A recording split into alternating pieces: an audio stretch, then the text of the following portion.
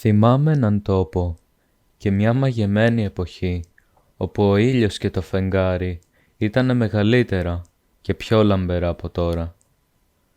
Να ήτανε σε αυτή τη ζωή ή σε μιαν άλλη πρωτύτερη. Δεν θα ξέρα να πω. Γνωρίζω μονάχα πως ο ουρανός ήταν πολύ πιο γαλανός και πιο κοντά στη γη. Σαν πως φαίνεται πάνω από το ατμόπλιο τα κατάρτια που αρμενίζει στον καλοκαιρινό ησημερινό. Η θάλασσα, ζωντανή, μου μιλούσε και σαν με άγγιζε το αγέρι, δάκρυζα από χαρά.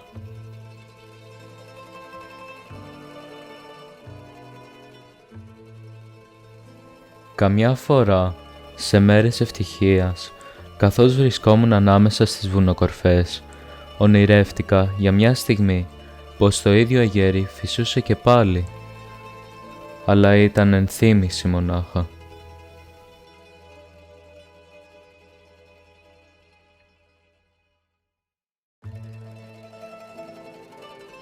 Λευκάδα, 1850. Μες στην ομορφιά της φύσης της και το άπλετο φως του ουρανού της, άρρηκτα συνδεδεμένα με τη θαλπορή της μετρικής αγκαλιάς, γεννιέται και γαλουχείται ο μεγάλος λογοτέχνης και εθνικός συγγραφέας της Ιαπωνίας, Λευκάδιος Χέρν. Στην μετέπειτα πολυκύμαντη ζωή του, οι παιδικές του μνήμες, συνώνυμες μιας ιδεατής ευτυχίας, στιγματίζουν ανεξίτηλα την μεγαλειώδη πνευματική του δημιουργία και προσφορά. Ο Λευκάδιος Χέρν έζησε ανάμεσα στο φως και στη σκιά. Η σκιά ήταν το σκοτεινό κομμάτι της ζωής του που τον ακολουθεί από τα πολύ παιδικά του χρόνια και φτάνει μέχρι την άφιξή του στην Ιαπωνία, που εκεί θα είναι ίσως και ο καταληκτικός και καθαρτικός σταθμός της ζωής του. Ο Λευκάδιος Χέρν όμως είναι ο ποιητής της ζωής. Δεν εγκαθίσταται στο παρόν. Διαρριγνύει συνειδητά τη σχέση του με τον παροντικό χρόνο. Δημιουργεί διαφυγές μέσα στην ποίηση των λαών, στην ποίηση της λογοτεχνίας, ούτως ώστε να μπορέσει να αναδυθεί σε ένα φωτεινότερο δρόμο.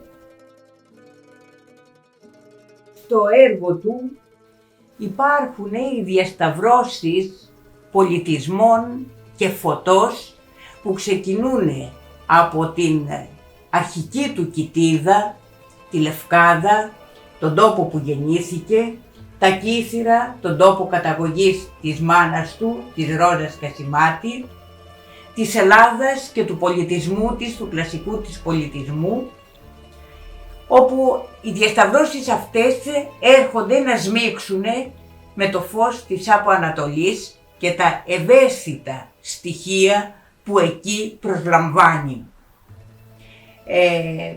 Πρόκειται για μια συνάντηση αξιών που σφυριλατούν ένα κόρπους καινούριο, το οποίο προσφέρεται στην ανθρωπότητα ως το καινούριο υλικό ποιητικής υπέρβασης των δύσκολων ρεαλισμών της πραγματικότητας που έβλεπε τότε ό,τι αναδύεται.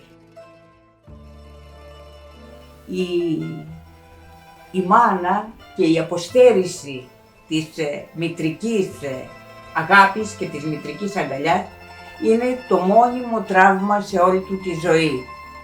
Γι' αυτό επανέρχεται συνέχεια στις λυρικές εκτροπές της σκέψης του αυτό το μητρικό μορφοείδωλο, όχι μόνο σαν μια εξατομικευμένη δική του μητρική υπόσταση, η δική του μάνα, αλλά και σαν μια αρχετυπική μορφή η οποία συνέχει όλους τους λαϊκούς πολιτισμούς. Σε αυτό το σημείο συγκλήσεων μπορούμε να αναζητήσουμε στο Λευκάδιο Χέρν αυτό που μορφοποίησε και μας το δίνει σήμερα σαν μια παγκόσμια πνευματική κληρονομιά. Είναι η σφυριλάτηση ενός διαπολιτισμικού ιδεώδους, ανθρωπιάς, κατανόησης, εγκύτητας και ανθρώπινης ενσυναίσθησης.